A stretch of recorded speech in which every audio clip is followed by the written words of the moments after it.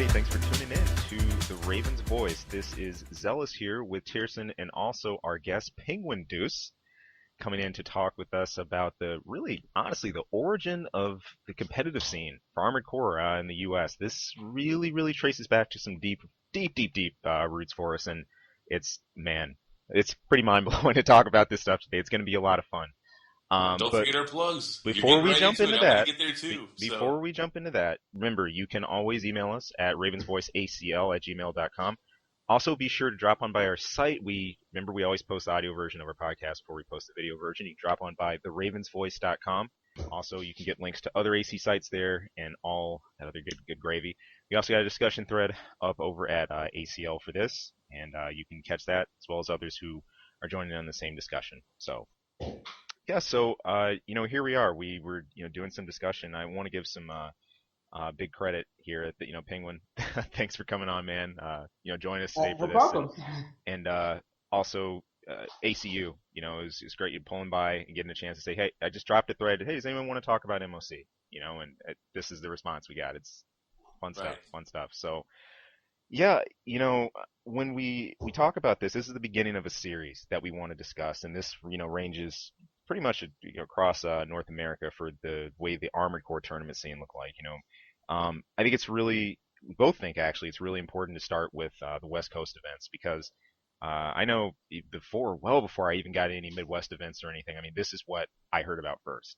At least the MOCs, and it was just they were always a real preeminent events, but. This is something that it wouldn't be right for us just to go gaff about when we weren't there. Right. Tierson and I didn't get a chance to make any. We came close. At least I know I came close. There were a couple of times. I think, let's see, MOC 3. Did anyone from your crew make it out aside from Rebel Soul PK? Tierson, unless you heard someone make it, I don't know anyone that did. Oh, no. I always tried. I always looked every single time one of them was announced, but at least for 3, 4, and 5, but never actually made it. Right.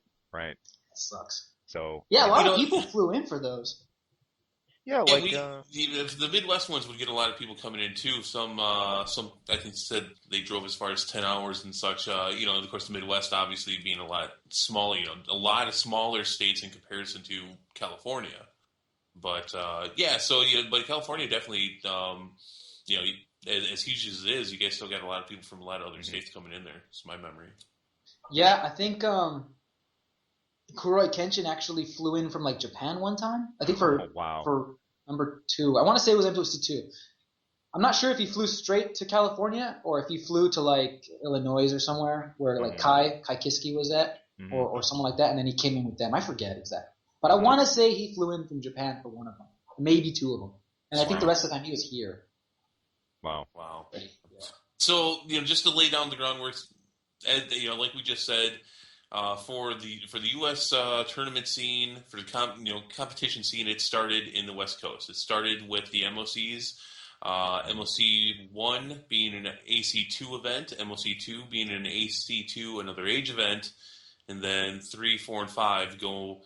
AC3, Silent Line, and Nexus. And that's correct? Yes.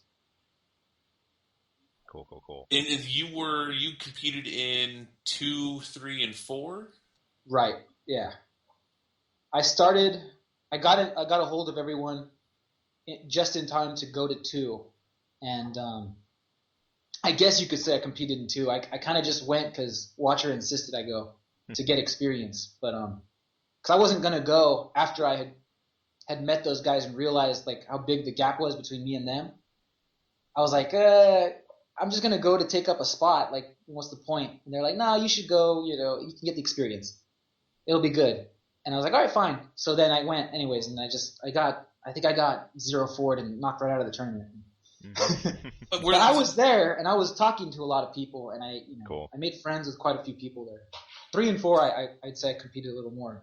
Well, we're going to talk about the actual competition, obviously, of these events and what that meant. But if you were a new guy, and we found this the same way at the Midwest events too, we would always tell them, look, it doesn't matter if you're going to win a lot or not. The experience you will pick up from going to your first event like this, and just the experience of hanging around all these other AC fans, and that was great stuff. That in itself was worth the trip and the money, don't you think? Absolutely. Yeah, I agree Yeah. completely. There's even if you're speaking strictly from like a competitive standpoint, there's just no way to simulate those kind of fights. You know, it's impossible. Yeah. Like Yeah. you can't simulate a real tournament fight. It just doesn't feel the same. And yeah, just on top of that, just the whole like atmosphere and knowing what it's like to be around a room full of AC fans, all like Mhm. cheering and playing and discussing the game in It person. is definitely a very special nerdy event. Yeah, it can get that way. It can get kind of obnoxiously nerdy sometimes. Oh, that's all right though. You got to revel in it a little bit. Okay. Oh, not I this did. guy. All I right. mean, I remember if it was oh god, I think it was MOC4, and there's probably people in ACU I've told this story to, but at MOC4, um, in the conference room that the tournament was being held in, right next door, and in the conference room next door, there was like a sorority meeting going on, right? Because this is at Cal State Fresno, Mm. so there's college kids everywhere, and even on Saturdays and shit when they're doing their thing. And there was like a sorority conference of some kind going on. I don't exactly know what, but we kept like watching them and kind of chatting with them in the halls. Me and Franco, a friend of mine was there. Mm-hmm. Watcher, Angelo, Oliver. We were all kind of like just coming in and out, chatting with them, looking around, and everything. And people would keep walking up to us and insisting we talk about Armored Core. We're like, we don't want to talk about Armored Core. We want to talk about those girls. And yeah, that could get kind of obnoxious, especially because at one point someone unsolicited just walked up to me and was like, "Hey, you're Penguin Deuce, right?" And I'm like, "Yeah, what's up?" And he's like, "I wanted your thoughts on if we could throw AC weapons in the game." And I was like, "What?" He's like, like throw it, like use it as a decoy to throw it at missiles. And I was like, "Look, man, that's a stupid question. Get out of here." And then I just ignored him after that. But Aw. Well, All his hopes and dreams. I never said I was a nice guy. But fair enough. Set the scene for us, because I mean, you predate even definitely with the Midwest events too. Midwest Mhm. events didn't start until Gen 3. So you kind of set up the scene for us going into ACM or I'm sorry. MOC2, going into MOC2, the first one you went into, like just kind of set that up. About how many people, how many tournaments there were, and what kind of place that was held at. let's see. So it was held at the same place as 3, and I think 3, 4, and 2 were all held at the same place. Mhm. One might have been also held there. They were all held at Cal State Fresno. So that's like the almost dead center of California. So that was Right. everybody's way of figuring. We'll just put it in the middle of California. There happens to be a college there. We'll just rent a conference room and do it there. So that was that, and I don't remember how many showed up for one. I think I was told it was something like low 30s, maybe, or maybe high 20s.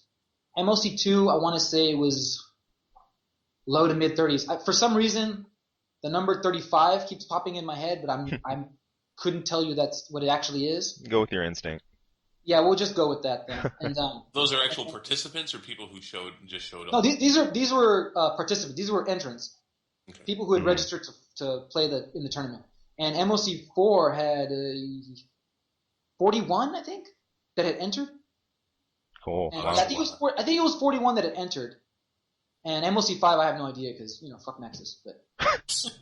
Okay.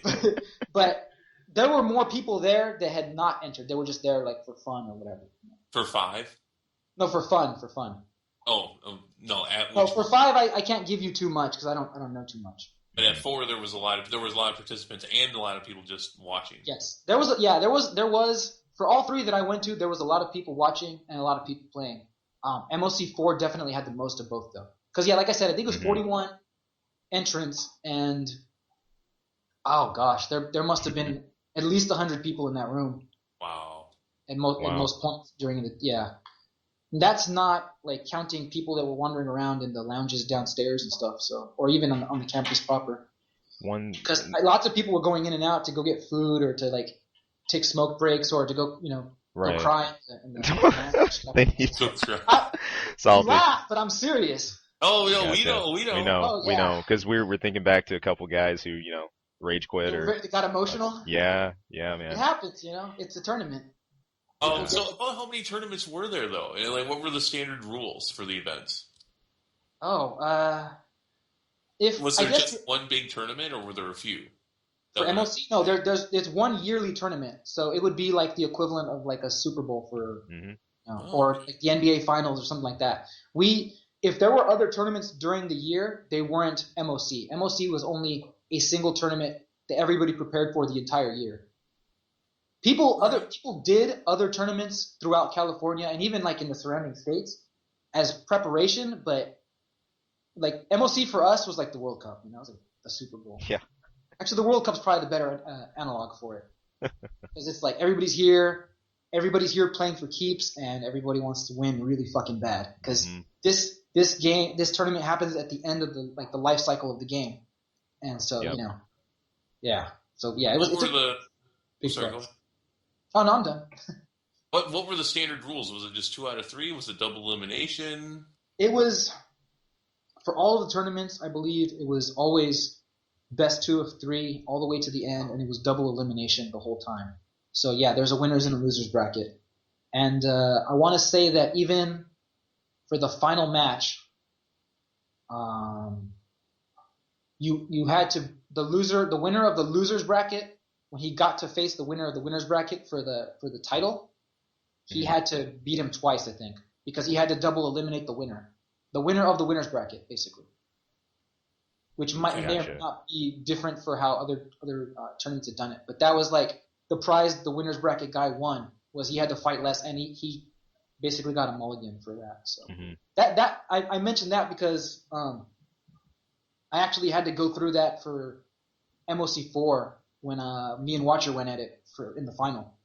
I had to actually beat him during our last match, and then I had to beat him again after that. And I think I lost that match, so it didn't matter. Right, right. It's kind of like I would have had to beat him again after that, which is a tall order. right. It's kind of like bracket resets. If you watch Evo Yes, or anything like exactly, that. Yeah, exactly. exactly. Same So deal. okay, so what was the prize for the winner? Um, Action figures, soundtracks, um, I think art books, and then just cash, a percentage of the cash raised Nice. from the entries once you take out the expenditures for the tournament. So like So Hmm. the room and let's stuff. give some props to the people behind this. Who actually ran this event? I actually feel a little disgraced that I don't remember the name of the guy who put these on, or the guys. Who were the people who actually organized this and put it together? It was a joint effort the between my boys down here, so like Watcher and them, So it Hmm. and was several people. yeah, and the Ravens. Well, I was getting to that. The Ravens Nest Northern California, I think they called themselves the RNNC, which is Joust and Man, that that's an old group. name. Yeah, Wow. yeah, and so his group and Watcher, they basically like I guess they just started talking about it like on some random ass board, and they just decided we should have a tournament, and they went from there, and that's how MOC happened, basically. I think there was Cool. I think it might have actually been that the NorCal dudes road tripped to Watcher's house as a big group, and they all hung out for like a few days, maybe a full weekend. I'm not sure. And that's when they decided they wanted to do a proper tournament because I guess the competitive juices were just flowing at Hmm. that get together. And they're Nice. like, you know Right, what? I right. bet we could find other people who play, and I bet we could get all these fools into a room to do a real tournament. And that's basically it. So, Sweet. so about how long were the events? The whole day. Oh How gosh, long? the whole day. Yeah, yeah. I Yeah. imagine. So, We would start at noon and they'd end about 10 p.m. so it was. So you'd have the event. You'd have the actual tournament, which sounds like it was sort of pretty. It sounds like it was sort of a few hours after, basically the day opened up, which was at noon. Hmm. And so, like, what they give you a few hours to get prepped and get ready to go. No. You prep before 12. Okay, so it would start at Those 12. doors were open. Yeah, it was started about 12. The doors were open around like 10. Yeah, and there was probably dudes there like 8 or 9 even setting up TVs already. So So the tournament would but go. 4 or It 5 would go, hours. yeah, like 10 hours or whatever that is. Yeah, Wow. 10, 11 hours. It's a lot. I mean, it was a lot of fights, and we tried not to have too many stations for the tournament so that people could actually watch in groups the fights. So I think there would never be more than 4 or 5 stations running at a time for actual tournament battle. And then the rest of the room was used for stations just for free play, for people who wanted to warm up or just wanted to play around or whatever. Now, But yeah, people would be getting there. Like I would usually get there like 10ish, and I would start warming up around 10, and I'd be ready by about 12:30. cool. Yeah. And Because at 12, that's when they would be like, all right, it's time to set up the brackets, and they would start handing out the cards to figure out who's fighting who and all that shit. And then setting up the brackets, getting the table ready, and all that good stuff. Also, they would tell you that day who your first opponent was? Yeah, you find out in the morning. Okay. What they do is they get everybody together, around the tables, and they start handing out like cards, like a deck of cards, a regular deck, and whoever in the room gets the card you have, that's your first opponent. And then from there, you just run all the names down into a bracket, and then from there you don't need to. Right. I've never thought of that. That's an interesting way to match that up. Yeah, it's actually pretty clever. I wouldn't have thought of it. I don't think. No, I never. It's really fast, and it adds a little touch of drama to the opening because everyone's like, I got the King of Diamonds. So who here got the King of Diamonds? And then Oliver holds up the King of Diamonds, and you're like, fuck. Just the most dominant fucking player in the history of California just raised his hand to fight you first. Yeah, fuck this. I'm going home type of shit. Yeah, we've talked about Oliver several times on the show as well. He's have you? A lot. Yeah, oh yeah. Oh, man. Pretty wild. I love talking about that guy's play style. He's phenomenal. He's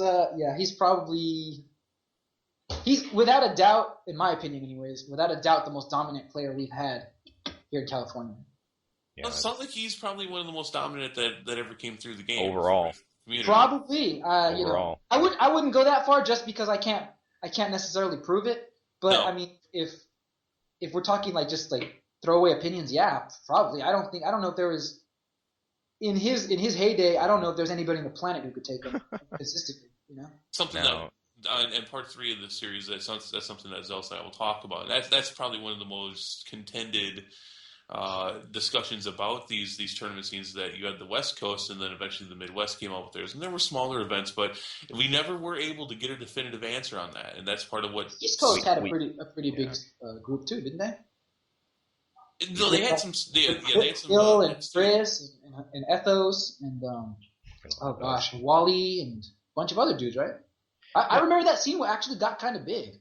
They did have a big scene, but they were never able to, and they did get some events off, but they were never able to get huge events going, which is kind of weird because they're so smashed. They had MoEC, I know that, but and I thought they actually did get kind of big, but yeah, I don't know. I know that there's not much records of those.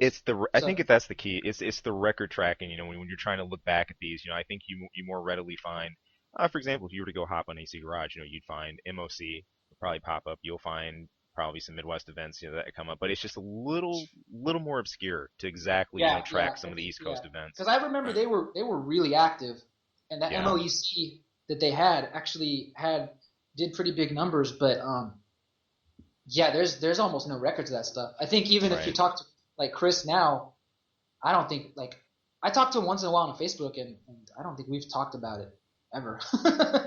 About AC, I mean, in the last 5 years. So. Yeah. And those dudes weren't active after MoC disappeared, so that might be part of it too, actually. Well, you mentioned, Oliver and a number of, the previous active players and everything. And, you kind of bring me back here. You were talking about the stations that were available. Now, one hallmark about MoC that I always picked up on, I always noticed, and I love this, was that you guys had footage that you can go back to, and you can even see footage from the AC2 event, from when you had, I think, AA, like in MoC2 and everything. Right.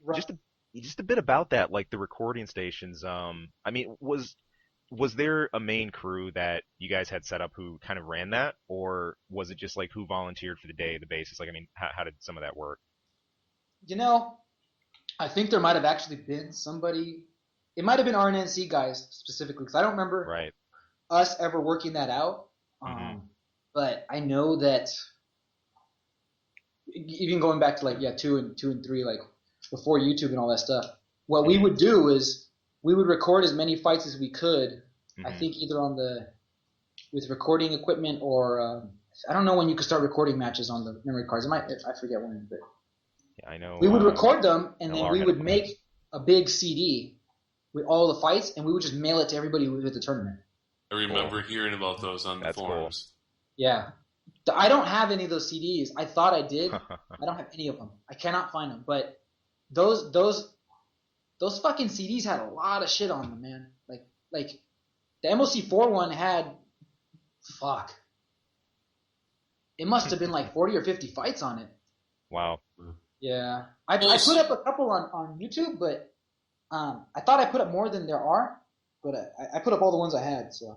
So let's talk a little bit about that, because you brought this up a little bit. You ended up going to the end in MoC4. Yeah, I got to the final against Watcher. So when Watcher won, I think you said. Yes, he won. So I but took the second. other ones, who won, or how close did you get in the other ones? Oh, okay. Let's see. MoC won. Oliver won. Angelo got 3 or no. Yeah. Angelo got 3. Watcher got 4. Dante got 2, and Oliver got 1. That was MoC 1. If I remember right, that's the order. And Oliver and Watcher are brothers. Mm-hmm. Angelo's a cousin. Dante's a family friend. But all 4 of those guys, they've known each other since like birth. Anyways, they took the top 4 if I remember right. Wow. And for MoC 2, Oliver won. Angelo took 2. Dante didn't make it out. Alan got, I want to say 7, but it might have been 3, but I don't know. It's not 3. I think it's 7 he got. And then, but it was widely understood that Watcher was at least even with 1 and 2, even though his ranking didn't necessarily reflect it. Right. He had a few weird matches in it. You can actually see it on YouTube. It's the Magus versus Watcher match in I think one of the rounds is up, and I think it's the elimination round, and it's like at that nighttime base in Another Age. You know that one weird ass base with the walls? They go all around the edges. It's at night. Edel There's base? towers. Huh? Edel base. However you say, like base? ETL. Maybe that's what it's called. Yeah. I think it's a really nice map. Yeah. Anyways, he fights on that map, and you guys might not be able to notice it because I don't know if there's that much footage of him. Mm-hmm. But me and Angelo and Oliver were all standing next to each other watching the match because that's what usually happens at those tournaments. All of us watch each other's matches, and we were watching, and Angelo's like, "I don't get it." Like he said it to me at like the 2 or 3 minutes. Like, "I don't get it. I don't know why he's letting this guy off the hook." And I'm like, "What do you mean?" And he's like, "Watcher should be all over this guy. He knows exactly what he has to do. So does Oliver standing next to me, and I know." And I'm like, "Well, I don't know." And he's like, "Yeah, but you just started playing." So I was like, "Well, so what should he be doing?" And then he told me a bunch of shit. And he's like, "I don't know why he's not doing it." And I was like, "Well, why don't you tell him?" And he's like, "I shouldn't have to tell him. I'm almost sure he knows this. I don't get what's going on. I don't understand why he's playing the way he's playing, because he's playing super passive in that match." And I actually asked him afterwards. I was like, "What happened, dude? What? Like, I don't think he's that good." And I mean, yeah, his robot's super strong, but I think you could have taken him. He's like, "I don't know what happened. I just kind of blanked. Like I wasn't. Right. For some reason, I just wasn't thinking during the fight." And I was like, "Man, that's weird." And I mean, yeah, it ended up reflecting in the rankings. Yeah. Wow. He kind of just spaced out in that match. I think he might have spaced out in his actual tournament elimination match. I think he gets like Dune Man or someone. So and those aren't guys you can space out against. Right. They're decent players. So. I got one more big question. It kind of goes into what you're saying here. Then I think we'll take a break for a couple minutes. Kind of situations like that. The moments in the MOCs that were memorable, similar to that, just like they can be of anything: close wins, losses, horrible things that had happened during the events, or just something really funny or really cool. What are some of the more memorable things that you remember from the MOCs? Just in just grab from whatever subject you want. Okay, I think the single best moment, just in terms of like what the hell's going on, was MoC 2 Watcher's first match against some rando. He just destroys this guy, and he does it with such grace, and he doesn't. It's like watching ballet, that fucking match. It's crazy. Like I think he gets hit maybe 3 times in the fight, and it's that one sea base or undersea base or whatever the fuck it's called. You know, Mm-hmm. it's a map that in the game there's a bunch of water and there's a base that's on the water, but in the versus mode the water's gone, so it's just a rocky bottom. Oh yeah. It's a really tall base, and it's like a 2 or 3 story base. He goes on there and he just pulls a bunch of just incredible maneuvers, and he finishes the match with a sword wave at point blank. He like overboosted and just sword waves him. And you know, if you can find that one, you really should. That match is unbelievable to watch, and especially for people watching, because people who knew him were like, "This is gonna get crazy," and there was still people who didn't know what to expect yet, so they were just like being told, "Hey, you should watch this. This is gonna be crazy because this guy has handles that are, you know, otherworldly." And everybody watched it. Everybody was just blown away by that shit. That shit was crazy. That and the other. Well, I guess there's 2 other really good moments from MLC 2. You guys might remember this one too. When Joust basically earned his reputation as the best northern guy is when he used that stealth quad, and he catches Sandman right off the tower with the stab after pulling all these fucking like mind games for like 2 minutes. Because what he does is he uses the stealth pack, right, the back mounted one. Mm-hmm. And he goes to the edges of the map, and he just starts boosting against the walls, right? Just to get into Sandman's head, trying to get him to think, where the fuck is he? Where is he? Where is he? Where is he? And he just kept doing that, and he'd walk around, you know, and then boost again, and just start doing this all over the place, trying to trick him while using the stealth. And it actually worked. By the time you see the stab happen, Sandman was basically standing still for like maybe 10 seconds. Because he was just lost. He had no idea what was happening. So Cannon just walks up right behind him, jumps up to the tower, and backstabs him for like 4,000 damage, and then, you know, he almost immediately finishes him off with the rifle after that. That was one of the coolest things I've ever seen too. That was crazy, especially because of mind games. And the other, probably the other cool thing from that one was Oliver's first round against Agrippa, who happens to be a guy who lives down here in SoCal. Mm-hmm. Or he did at the time, anyways. He had this bot that was like, it used I think they're called the T9 arms. They shot like those plasma thingies, the plasma balls out there. It's a weapon arm. Mm-hmm. They're like a fork. Do you remember those? Yep. Yeah.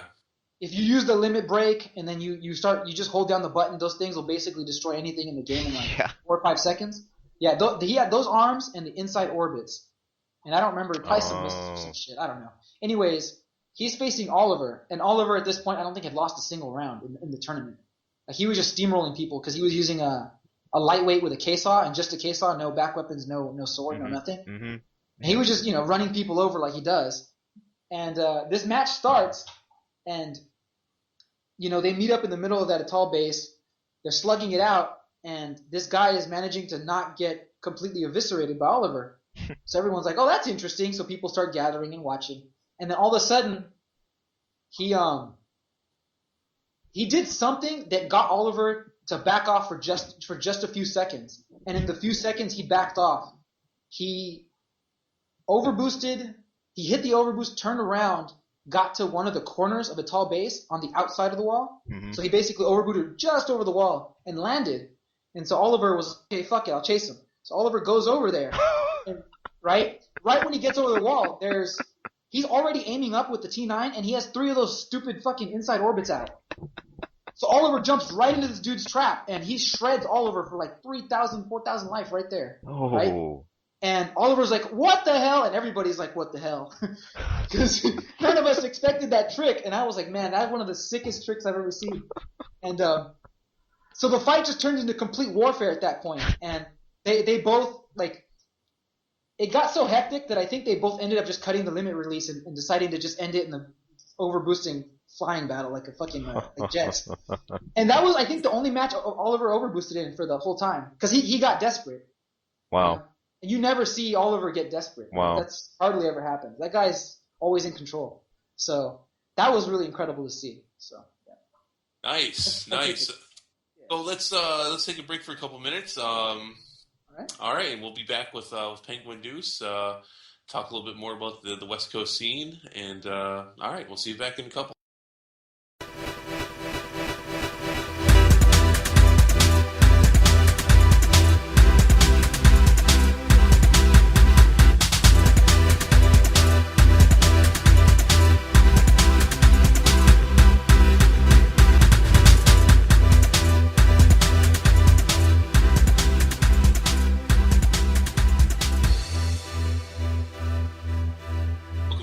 To the show, part 2 of our part 1 of our 3-part series. If I'm not throwing enough numbers at you there.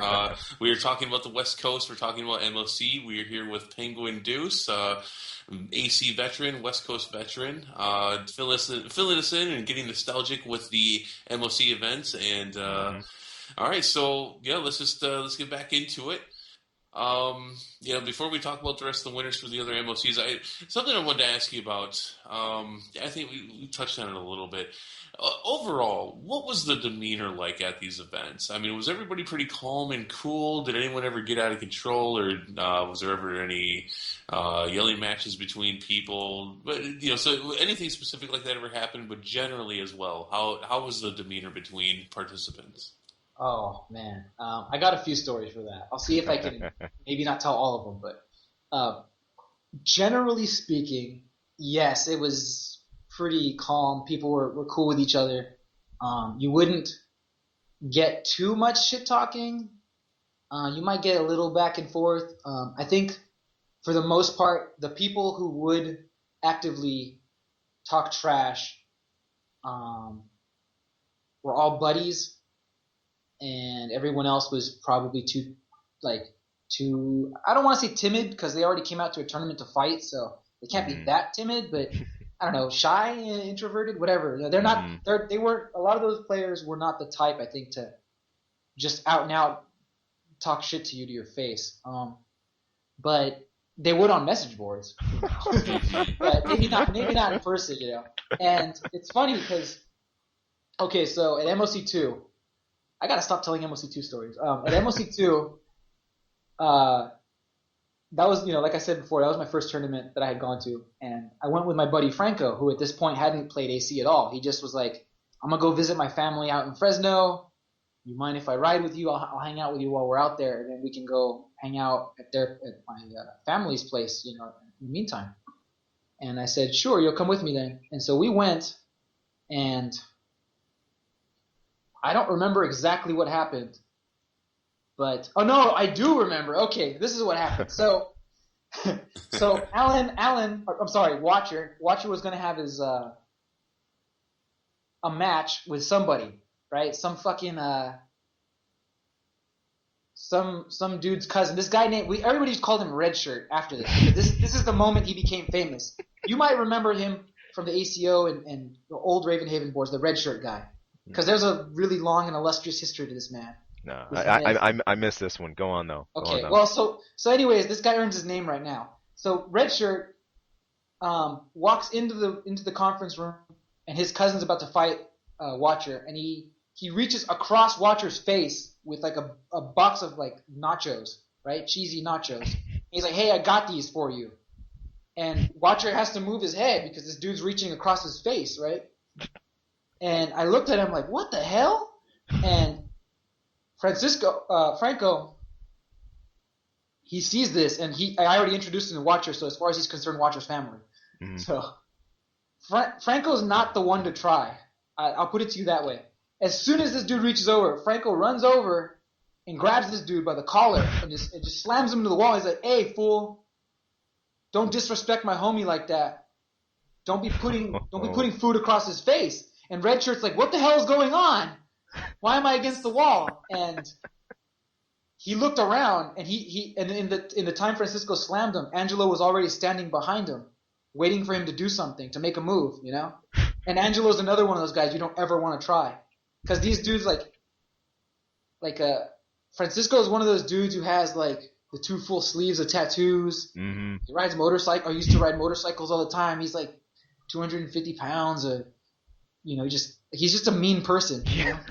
a very mean person. And Angelo is not. He's like one of those like, I don't know, like those Asian gangster type dudes. You know? So both these guys, you don't play with them.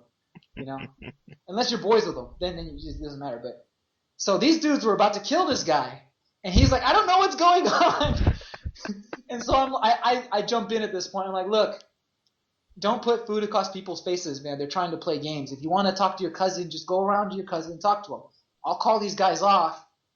You need to knock it off. He's like, all right, fine. I won't do that again. And so, you know, the crisis was averted. Nobody got killed. And that dude's mom showed up like an hour later and picked him up, took him out of the tournament. So, wow. Ta-da! Dude called his mom and ran. Wow. And ever after that, like, red shirt was like a staple of the MoC like thing, you know, the lexicon. That guy was a fucking myth after that. So, yeah, unfortunate. Oh. I mean, But you know, like that sort of thing didn't happen that often. Like that was one of the only times I saw something get potentially violent, and that's because you had 2 dudes from the hood in the middle of a tournament full of, you know, nerds. to put it plainly. So, wow. But no, aside from that, you got a little bit of shit talking. There was a couple of dudes who actually tried to incorporate shit talking into their strategy. So like that dude Ruizu, I don't know if you remember him. Yeah, I do. The Vegas guy. Yeah. He's one of the nicest men you will ever meet. But if you just go off of the forums and shit, oh man, he seems like he's super combative.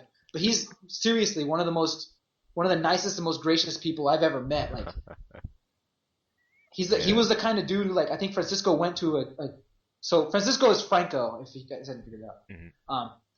He went out to do a tournament in Vegas that Ruizu was putting on for like the Vegas players, basically AC players.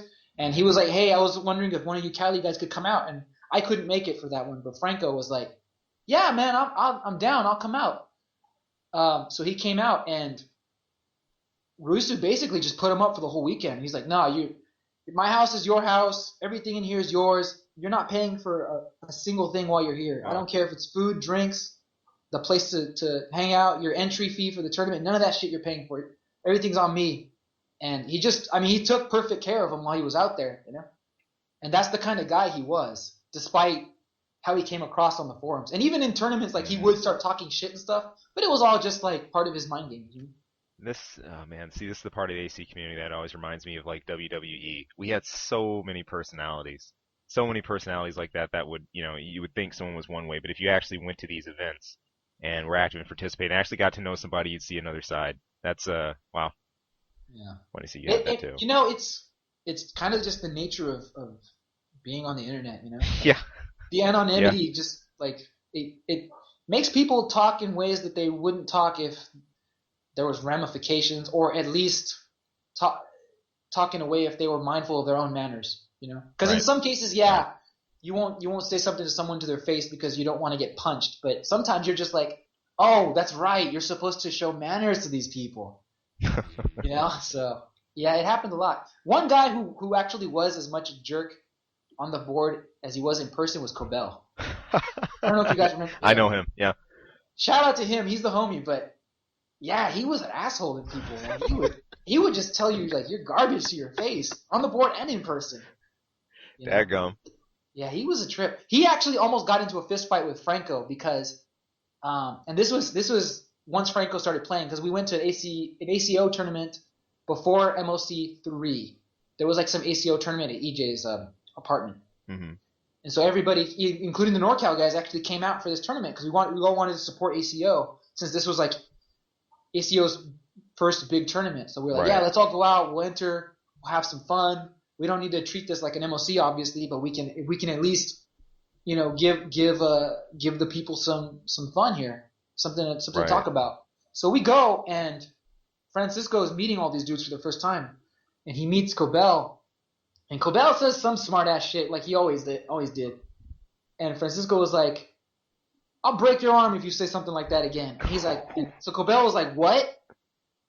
He's like, "I said I'll break your arm if you say something like that again." And he's like, "What are you talking about?" And so they get into each other's faces, like they're gonna slug it out. And EJ is like, "Hey guys, don't fight in my apartment." So I was like, "Look, both of you go outside and fight." And so they're standing outside, and Francisco's like, "All right, your move." And Cobell is actually like a really big dude, but he didn't want to fight. Mm-hmm. I don't think that was really his thing. He's just Mm-hmm. one of those guys who likes to talk. So, no disrespect to him. That probably sounded like disrespect, but so they just kind of stand around.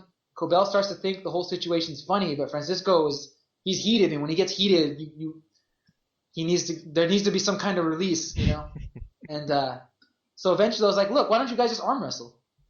How about you settle it that way?" And so Cobell's like, "Oh, you know what? That's a good idea." And Francisco's like, "Yeah, you know what? I could do that." So they arm wrestle, and they actually became buddies after that. After they arm wrestled and got it out of their systems. After that, they're like, "Yeah, you're an asshole, but so am I. So I guess we get along." That was it. They became buddies after that. So I can relate with that. yeah, it's weird, but yeah, you would get a lot like you were saying earlier, like there's just a lot of personalities that come out. Like, Yeah. Mm-hmm. I'm guessing in your case, you had a couple guys that were in your face type dudes, or guys that just kind of hung back and just watched a lot, or. Mm-hmm. I think you'll have to listen to the show in 2 weeks when we Yeah. Oh, okay, I see how. See how it is. Okay, I see what you But got. yeah. So run through us here for I think it was MoC 4 and 5 or 3 and 4, the top three for that. Yeah. Okay. So MoC 3, that's AC3. It was Oliver won that one, surprise, Mm-hmm. and Watcher actually took second, which was, I think, at that point the best he had done, because I think he was 3 in the first one, 7 in the second, and I think he was 2 in the third one. And I forget who got third. Right. They're third anyways. Huh? I said they're third anyways. No, it was something like, oh gosh, the rankings for that one were weird because I didn't place that well, even though a lot of people thought I would. Mm-hmm. And there's a pretty good reason why I didn't. I just wasn't, like, I didn't have that understanding of how to compete in a tournament yet. Right. Even though, like, in terms of like physical skills, I was pretty close to the top. Mm-hmm. I wasn't quite there yet, but Right. in terms of like knowing how to compete, I still hadn't figured it out yet. Yep. I still didn't understand how to treat a tournament. So yeah, I think I only got like 19th in that one. I was right in the middle, I think, Mm-hmm. of that tournament. But anyways, who got third? Because fourth was Franco. In his first tournament, he got fourth. Mm-hmm. And fifth was Lord Merthale, I think. He might have actually been third. He was either third or fifth. And I think he might have been third. And then fifth was Joust, I think. Mm-hmm. And it's weird because Lord Merthale had placed in the top 4, so I'm guessing it was third. And nobody gave him any respect, and that really bothered him. Like, that really bothered him, because he was a really introverted dude to begin with, and he ran this really, really cheesy bot, and he played it really cheesy, and it managed to work pretty much on everybody except for Alan and Oliver, who were the 2 guys that eliminated him. Mm-hmm. But it worked on everybody else, and people were really mad about that, and they were like, it was one of the few times where people were like openly saying, like, I have a problem with this guy and his bot, but not just like Franco, who always says shit like that. Everybody was saying it, and it really got under his skin. Mm-hmm. He didn't even want to go to MLC4 because of it. He's like, I don't want to deal with these fucking people again. So What was so cheesy about it? he ran, okay, if I get the part names wrong, forgive me, because it's been like a decade. It was something like a back-mounted radar, some random-ass good head, probably the good head. Boom. Pause. No, the 008 or something like that. The head with the really high AP. Yeah. Had it was kind of like, had like a really big crest on the back, kind of like a rounded crest type deal. Yeah, that's right. They had like a guy's name Dave. It was a Mirage head, right? Yeah, I know yeah. what you're talking about. Uh-huh. Okay, that head, the Naracore, Yep. so I think the Soul arms, so Yep. those well-rounded midway ones, and then the Yep. Order legs. And he Okay. used the vertical missiles, an energy shield, the 80-shot sniper rifle, and whatever relation missiles, and then like 20 decoys or something. Uh-huh. And so his whole idea was he would skate around, because if you remember AC3's maps, they were terrible maps. They're literally all just circles. They're all just the arena and then variations of the arena. Mm-hmm. You know, there's like the arena, that water thingy. Yeah. You know, with the dam or whatever, and they're just basically that over and over again. So all he would do the entire time is he would use the missiles, and he would just keep firing 1 or 2 missiles at a time with the relations while overboosting along the edge of the map, trying to make you chase him. Mm-hmm. And he would just go back and forth between the missiles and the sniper rifle and just keep poking you until you either died from chasing him too hard, or the AP ran out, the time ran out, and he won by AP. Zoning. He did that the entire tournament. What's that? I said zoning, mad zoning tactics like yeah, the extreme. kind of. Yeah. I would call it running. Yeah, I just because I always felt like, and I don't know, I don't play fighting games, so I don't know if I have the right term for this, but I always thought zoning was trying to control a space. Yeah, that sounds like it. Well, he's taking it way too. This guy wasn't really controlling anything. He was just running and letting you run into it. So I think the better comparison would be when Hannibal attacked the Romans back in however fucking BC, when he first got to Rome, the famous Hannibal, not the other Hannibals, because there's like 3 or 4 in the Carthaginian history, but the one with the elephants. When he first gets to Rome, he actually ran into a lot of problems chasing down the Roman forces, because the head general that the Romans had dispatched, I don't remember this dude's name. He's kind of a bitch, so fuck him. But he did the same thing. All he would do is, I don't think I can take Hannibal in a fight, so what I'll do is I just won't have fights. I'll just run his troops ragged, having them chase us around battlefield to battlefield. And so that's all they did. They would just keep evacuating areas on Rome and keep chasing. Eventually, I think he managed to catch him somehow, and then he killed him. But that's what happened, and that was kind of the same strategy he used. I think I might have mentioned that on ECU somewhere. But yeah, it's the same shit. He just kept running. He's like, you know what? I'm not gonna. I know how to make sure I don't lose a fight to you. I just won't. I'll make sure there's no fight. So, and he did that. He did it for all the way to like 3rd place, which is kind of incredible, because before that point, there was kind of a gentleman's ban, or understanding at least, that sort of stuff wasn't supposed to happen at MoC, you know? Right. Because you don't have a scene if people aren't having fun. And part of having fun is not just enjoying the matches, but giving matches to people that are worth watching. Right. And he kind of just shitted all over that, and that really bothered people. Really bothered people. Yeah. Yeah. So that got pretty ugly. That's about the only negative thing I could think of, like, for people behaving, though. Like they always kind of hate it on. Yeah. So, but I mean, you know, it's interesting. You know, you mentioned the behavior besides our winners and everything. That segues real quick into something that I definitely want to ask too. You touched lightly on this a moment ago. You said gentlemen's bans.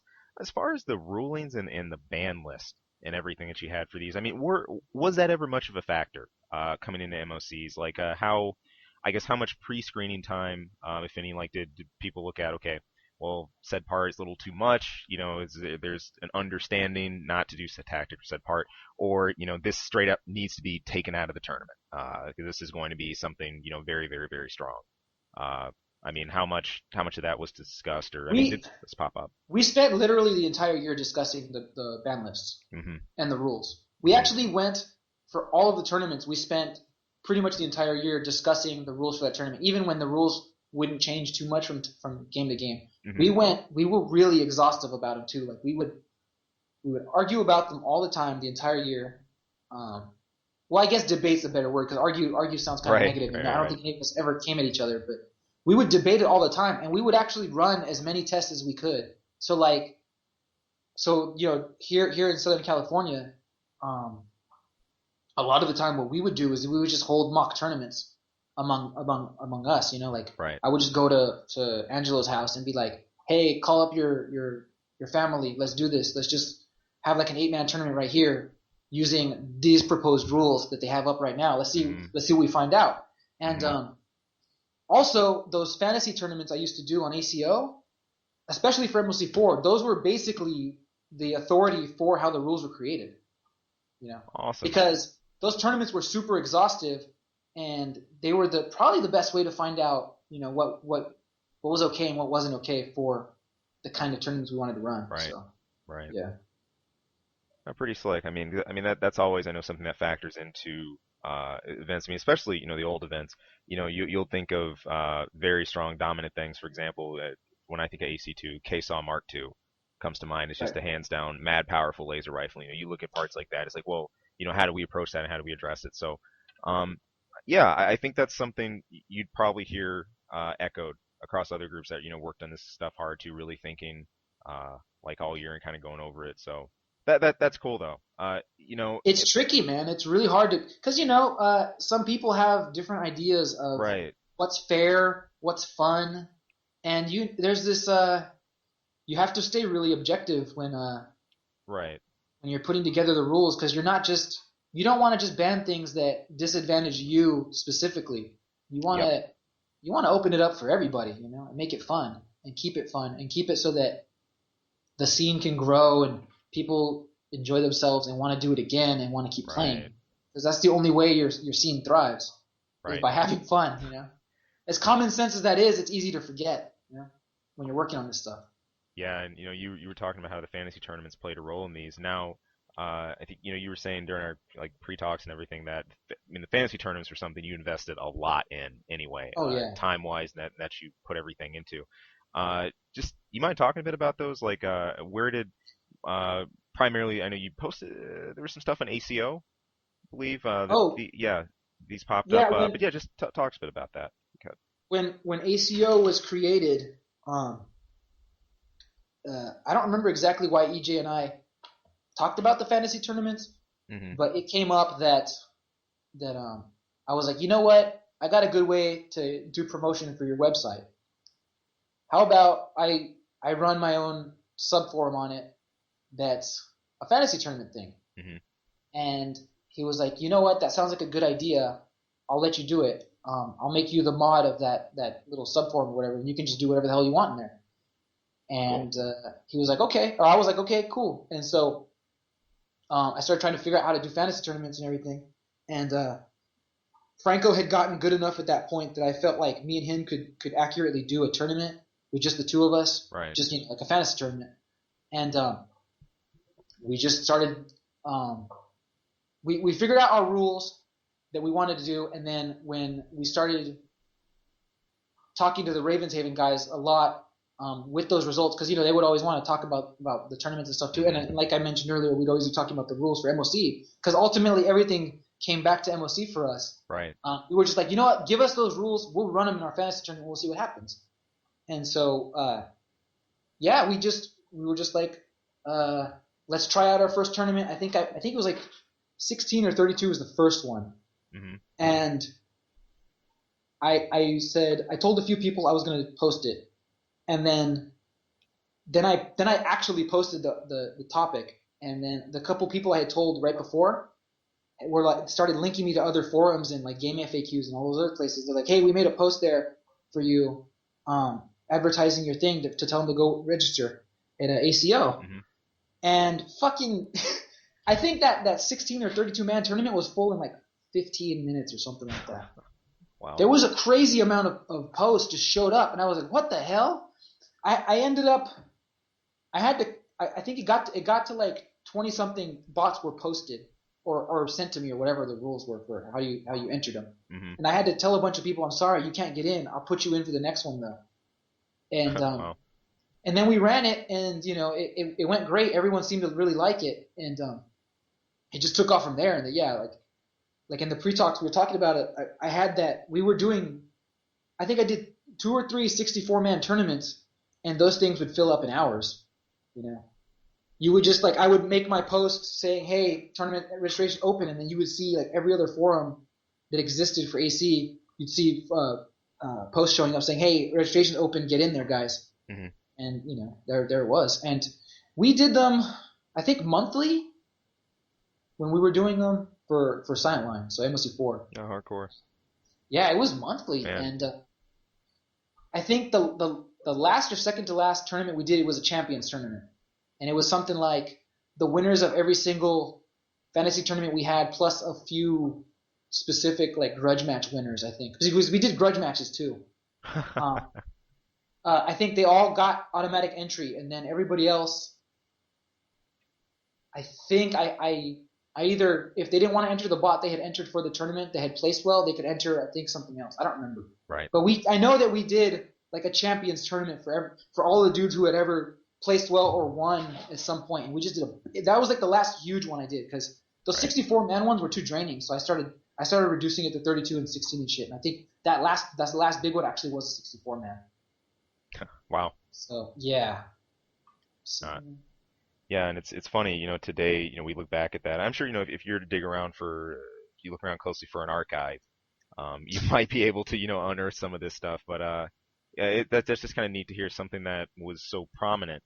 I think, and especially the formation of MOC and MOC rule sets, being a little difficult to track down now, in terms of, topics and threads and stuff. But yeah, yeah. I tried to look last night just for like threads of the rule discussion, because I know that like 4 hours or so before, not 4 hours, I'm sorry, 4 months or so before the actual tournament, we would open up an official rule discussion thread, and that would be the thread that would iron out the rules for the tournament. And I know that within the last 2 years I saw them somewhere archived, but I couldn't find them last night. Yeah, it's unfortunate, because you just find a bunch of my old posts and stuff, Right. me arguing with people about dumb shit. So Right. But So. yeah, we did grudge matches. I don't know if you remember those at all, but because Not too well. Lord Mirthale and EJ Raven got into a really big argument on ACO, and this is when ACO first got created, but just around the time that the fantasy tournament forum had already taken off, but not like too far, like maybe only a couple months in. These two guys got into it over some stupid shit. I don't remember what it was. It was probably something dumb like EJ said or Lord Berthale said, "I'm better than you," and then the other guy took it personally, and they started calling each other names.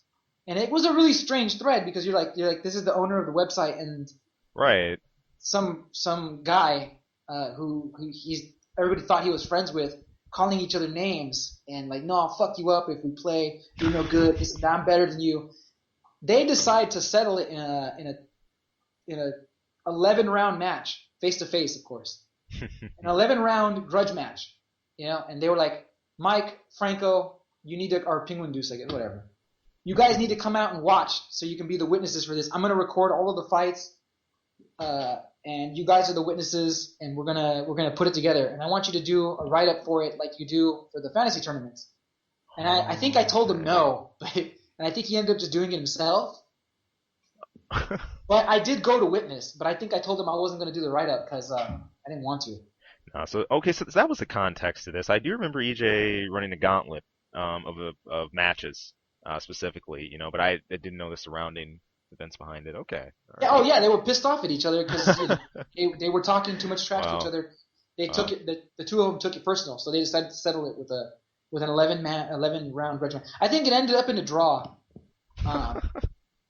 which, if I remember right, wasn't actually a draw. But EJ, I think, just wanted to, because I think what happened was that EJ won all of the odd rounds, and Lord Mirthale won all of the even rounds, and so technically EJ won by 1, so like 6-5. Yeah. But he didn't want to. He wanted to show at the time that he was burying the hatchet, so to speak, and that it wasn't supposed to be about like embarrassing somebody. It was just about I don't know, respect or some shit. I don't know what he was thinking, man. But he did the write up, and then he wrote it as a draw. And that might actually be why I refused to do the write up, because it might have been that he was like, "Hey, I want to make a draw," and I'd be like, "No, right, just tell them the truth." But it is what it is. But after that, I liked the idea of the grudge match, because we did see a lot of that on the AC boards, a lot of people being hostile to each Mm-hmm. other. So I was like, you know what? Why don't me and Franco just open it up? If people want to settle something, have them send us the bots and we'll do a grudge match, but not 11 fucking rounds, just like 2 or best of 3, best of 5, that sort of thing. But Right. yeah, it worked pretty well because then you just get like 1-man or 2-man fantasy tournaments basically. Super easy to run, keeps people happy, all that good stuff. Love it. Yeah. Good stuff. Uh, But man, yeah, it's comprehensive, man. It's just I'm sitting here just trying to like process and kind of like take in all of it. Everybody that filled in on this. I think we don't have a whole lot of voices now that I think can sit and really speak about it. I mean, there's the competitors that we're still around, of course. We still have some of the other forums and stuff, but yeah, this has been really really fun. Thank you, and again no another problem. heads up to ACU. Thank you My guys. pleasure. So, thank you all. Thanks everybody for listening. Stay on deck. Again, the next part of our series, we're going to be moving things a little further inland. We're going to be talking about the Midwest series of competitive events as we move forward through the tournament series. But until then, you all take it easy. You have a great weekend. Thank you for tuning in, and we'll catch you soon. Peace out.